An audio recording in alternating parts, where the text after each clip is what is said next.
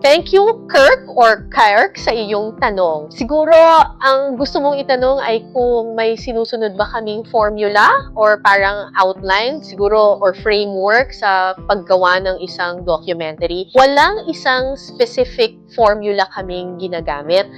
Depende ito sa uri ng storya. So, nagbabase kami doon sa topic at saka doon sa anong nangyari doon sa storya. Doon namin isusulat yung script. So, mapapansin ninyo, meron akong mga documentaries na gumamit kami ng flashback effect, katulad ng docu na minsan 1 taon. Tapos, meron din kaming mga docu na journey, yung formula. Usually, hanggang Pililya lang ako eh.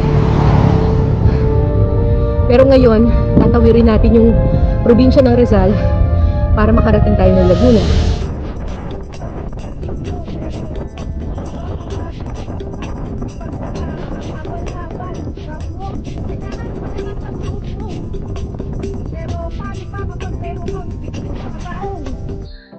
Parang ganun yung daloy or yung balangkas or yung framework ng istorya, katulad nung ginawa namin yung 400 kilometro o kaya yung Embalsamador de Motor. So, kung may isasuggest ako sa'yo as a scriptwriter, huwag kang magpakahon sa iisang formula. You let your story dictate the framework or the outline for you.